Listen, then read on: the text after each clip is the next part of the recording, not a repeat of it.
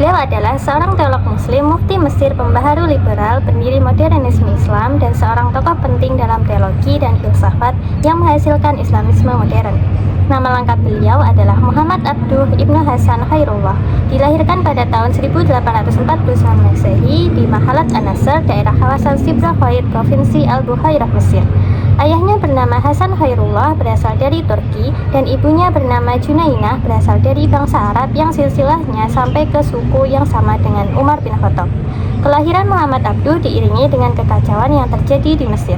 Pada waktu itu, penguasa Muhammad Ali mengumpulkan pajak dari penduduk desa dengan jumlah yang memberatkan. Akibatnya, penduduk desa yang kebanyakan petani itu selalu berpindah-pindah tempat untuk menghindari beban pajak. Begitupun dengan orang tua Muhammad Abduh. Orang tua Muhammad Abduh berpindah-pindah selama setahun lebih hingga akhirnya membeli sebidang tanah di desa Mahalat An-Nasr dan menetap di sana. Muhammad Abduh dibesarkan dalam keluarga petani di mana saudara-saudaranya ikut turut membantu ayahnya dalam mengelola lahan pertanian. Namun tidak dengan Abduh. Beliau ditugaskan ayahnya untuk menuntut ilmu di luar kampung halamannya setelah ia belajar membaca dan menulis di rumahnya. Ayahnya mengirim Abduh ke tempat pendidikan penghafal Al-Quran dan setelah 2 tahun ia mampu menyelesaikan hafalan Quran 30 juz saat berusia 12 tahun. Muhammad Abduh belajar Al-Quran dan bahasa Arab kepada seorang Syekh Ahmad di Masjid Tanta pada tahun 1862 Masehi. Dalam belajarnya, Muhammad Abduh merasa bahwa metode pengajaran yang ditetapkan kurang menarik karena hanya mementingkan hafalan tanpa pengertian. Muhammad Abduh yang kritis dan merasa bahwa metode pengajaran tersebut tidak efektif, akhirnya ia memutuskan untuk kembali ke kampung halamannya yaitu Mahalat Nasr. Di sana ia membantu ayahnya bertani dan memutuskan menikah di usia 16 tahun. Setelah menikah, ayahnya menyuruh Muhammad Abduh untuk melanjutkan studinya. Namun Muhammad Abduh melarikan diri ke Sibel Khid dan bertemu dengan pamannya Syekh Darwish Khid. Setelah bertemu dengan pamannya, Muhammad Abduh kembali bersemangat dan ia tekun membaca kitab-kitab, khususnya kitab tasawuf. Muhammad Abduh melanjutkan studinya di Perguruan Tinggi Al-Azhar Mesir. Belajar di Al-Azhar merupakan suatu pengalaman yang berharga bagi Muhammad Abduh, sebab pada tahun 1872 Masehi ia berkenalan dengan Jamaluddin Al-Afghani untuk menjadi muridnya yang sangat setia. Muhammad Abduh sangat tertarik dengan gurunya karena ilmunya yang dalam dan pola pikirnya yang maju. Dari Jamaluddin, ia mendapatkan ilmu pengetahuan, di antaranya filsafat, ilmu kalam, dan ilmu pasti. Meskipun sempat merasa kecewa karena metode pengajaran di Al-Azhar masih belum efektif, namun Muhammad Abduh berhasil menyelesaikan studinya pada tahun 1877 Masehi dan mendapatkan gelar Amin dan berhak mengajar di universitas tersebut. Muhammad Abduh wafat pada tahun 1905 Masehi di Ramlah Iskandaria, yaitu dalam perjalanan mengunjungi negara-negara Islam. Ia dimakamkan di Mesir setelah disolatkan di Masjid Al-Azhar. Pemikiran Muhammad Abduh tentang ilmu kalam. Pemikiran Muhammad Abduh dalam ilmu kalam tidak memiliki kekonsistenan terhadap aliran ilmu kalam tertentu. Menurut Muhammad Abduh, pemikiran ilmu kalam terbagi menjadi 8 sebagai berikut. Yang pertama, kedudukan akal dan fungsi wahyu. Kedudukan akal, menurut Muhammad Abduh, akal harus ditempatkan di tempat yang presisi, sehingga terjaga rasionalitas yang islami. Selanjutnya, fungsi wahyu. Menurut Muhammad Abduh, wahyu memiliki 2 fungsi, yakni sebagai sumber pemberi informasi dan konfirmasi untuk menyempurnakan pengetahuan manusia. Yang kedua, kebebasan manusia dan fatalisme. Menurut Muhammad Abduh, manusia dengan akalnya mampu mempertimbangkan perbuatan yang dikerjakannya, kemudian mengambil keputusan dengan kemampuannya sendiri dan selanjutnya mewujudkan perbuatannya itu dengan sumber daya yang ada dalam pada dirinya. Yang ketiga, sifat-sifat Tuhan. Menurutnya, mengenal sifat-sifat Tuhan adalah suatu hal yang di luar batas kemampuan manusia. Yang keempat, kehendak mutlak Tuhan. Tuhan telah membatasi kehendak mutlaknya dengan memberi kebebasan dan kesanggupan kepada manusia dalam mewujudkan perbuatan-perbuatannya. Yang kelima, keadilan Tuhan. Muhammad Abduh mempunyai kecenderungan untuk memahami dan meninjau bukan hanya dari segi kehendak mutlak Tuhan, tetapi juga dari segi pemikiran rasionalitas manusia. Yang keenam, antropomorfisme. Muhammad Abduh berpendapat bahwa tidak mungkin esensi dan sifat-sifat Tuhan mengambil bentuk tubuh atau roh makhluk di alam ini. Yang ketujuh, melihat Tuhan. Muhammad Abduh menyebutkan bahwa orang yang percaya pada tanzih atau keyakinan bahwa tidak ada satupun dari makhluk yang menyerupai Tuhan sepakat menyatakan bahwa Tuhan tak dapat digambarkan dan tidak dapat dijelaskan melalui kata-kata. Dan yang terakhir, yang kedelapan, perbuatan Tuhan. Muhammad Abduh sepaham dengan Mu'tazilah dalam mengatakan bahwa wajib bagi Tuhan untuk berbuat apa yang terbaik bagi manusia.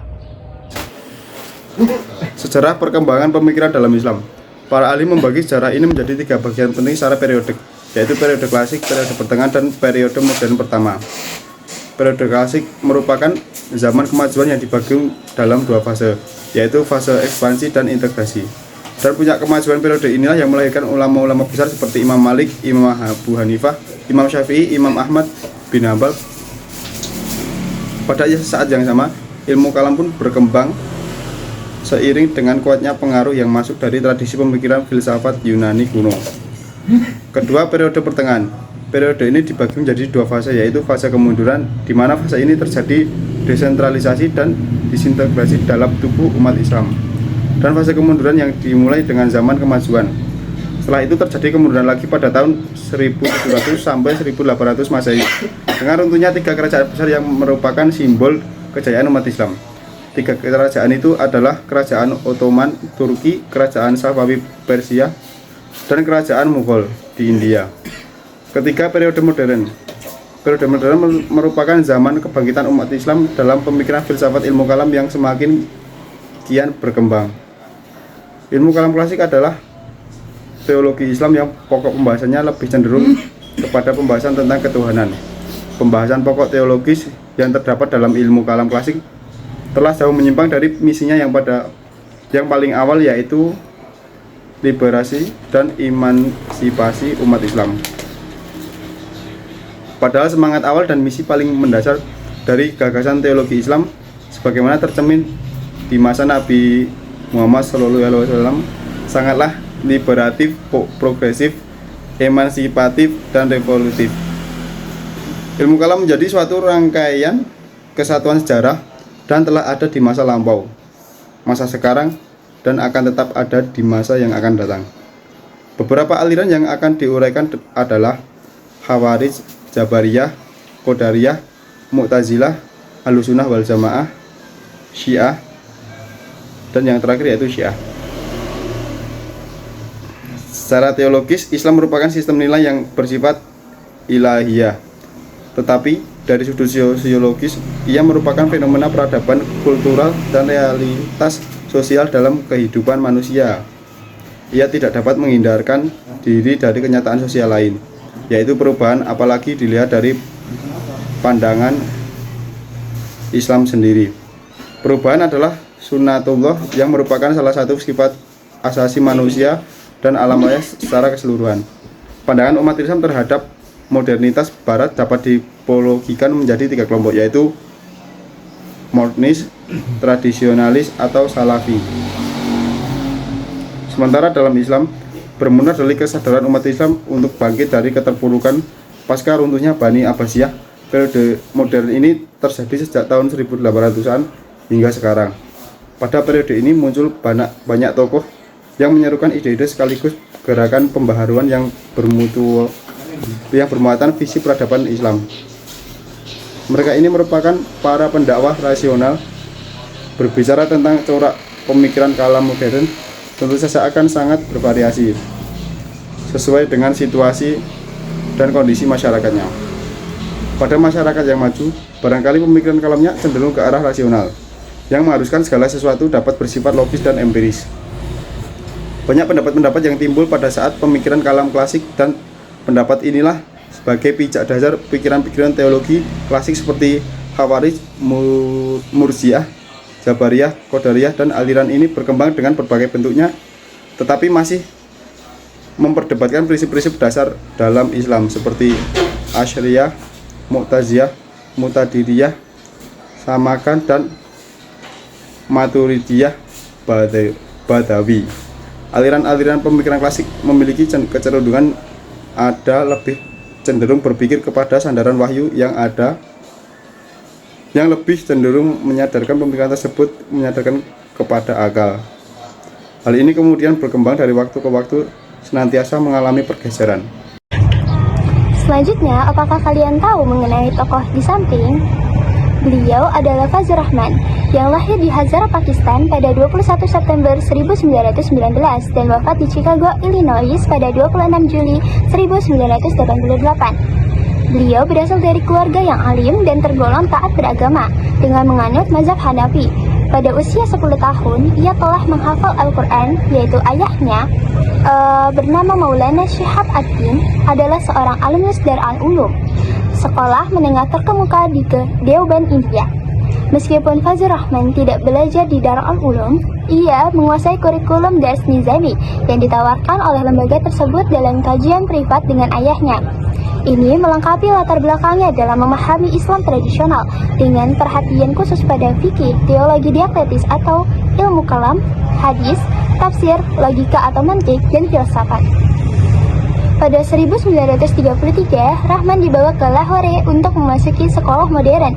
Kemudian ia melanjutkan ke Punjab University dan lulus menyandang gelar BA pada 1940 dalam spesialisasi bahasa Arab, dan 2 tahun kemudian ia memperoleh gelar master pada bidang yang sama dari universitas tersebut.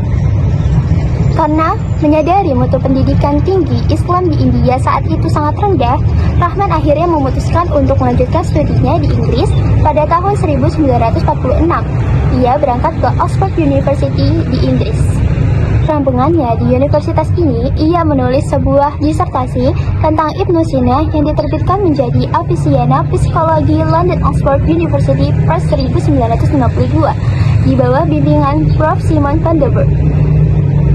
Jika ditelusuri dari karya-karyanya, tampak bahwa Fazlur Rahman setidaknya menguasai bahasa-bahasa seperti Latin, Yunani, Inggris, Prancis, Jerman, Turki, Arab, Persia, dan Urdu. Penguasaan bahasa ini jelas sangat membantunya dalam menggali dan memperluas wawasan keilmuan, terutama dalam studi-studi Islam melalui penelusuran literatur keislaman yang ditulis oleh para orientalis dalam bahasa-bahasa yang umumnya Eropa. Setelah meraih gelar PhD dari Oxford University pada tahun 1950, beliau tidak langsung pulang ke negerinya, yaitu Pakistan, yang baru saja merdeka beberapa tahun setelah memisahkan diri dari India. Rahman agaknya masih merasa cemas dengan fenomena masyarakat negeri saat itu, yang agak sulit menerima seorang sarjana keislaman dari Barat. Karena selama beberapa tahun dia memilih mengajar di Eropa dan memulai dengan mengajar bahasa Persia dan filsafat Islam di Durham University, Inggris pada 1950 hingga 1958. Ketika mengajar di universitas ini, ia merampungkan karya orisinilnya yaitu Poesi in Islam, Philosophy and Orthodoxy, namun baru diterbitkan di London oleh George Allen dan Unwin Ltd. pada 1958, sewaktu ia mengajar di McGill University, Kanada. Selanjutnya, atas berbagai pertimbangan, ia meninggalkan Inggris dengan menjadi associate profesor dengan bidang studi Islam di Institute of Islamic Study, McGill University, Montreal, Kanada. Setelah 3 tahun di Kanada, Rahman memulai proyek paling ambisius dalam hidupnya, yaitu kemudian menjadi titik bolak dalam karirnya. Pakistan di bawah Jenderal Ayub Khan mulai memperbarui usahanya dalam pembentukan politik dan identitas negara. Dalam pandangan Khan, salah satu unsur yang membangun kembali semangat nasional dan memperkenalkan transformasi politik dan hukum, transformasi itu diharapkan membawa negara kembali pada kitahnya, yaitu sebagai negara dengan visi dan ide Islam. Antusiasme Rahman sendiri terhadap masalah ini bisa dibuktikan dengan kenyataan bahwa ia meninggalkan karir akademiknya yang bergengsi di Kanada demi tantangan yang menghadang di Pakistan. Pada awal-awal pembentukan pembentukan pusat lembaga riset Islam atau Central Institute of Islamic Research, ia memulai semula mulanya menjadi profesor tamu dan kemudian menjadi direktur selama satu periode, yaitu 1961 hingga 1968. Di samping sebagai direktur lembaga ini, Rahman juga bekerja sebagai Dewan Penasihat Ideologi Islam atau Advisory Council of Islamic Ideology sebagai badan pembuat kebijakan tertinggi di Pakistan. Pemikiran-pemikiran Fazlur Rahman. Jika dikategorikan, maka pemikiran Fazlur Rahman terbagi menjadi 7 bagian, diantaranya wujud Tuhan. Yang pertama, wujud Tuhan. Fazlur Rahman dalam menerangkan gagasan tentang Tuhan dan alam semesta senantiasa mengacu pada Al-Quran sebagai sumber otoritas primer dan senantiasa aktual dan kontekstual. Terus selanjutnya ada kenabian dan wahyu. Fazlur Rahman mengemukakan tentang perbandingan antara pandangan kaum filsuf dan ahli kalam atau teolog ortodoks mengenai konsep kenabian dan wahyu.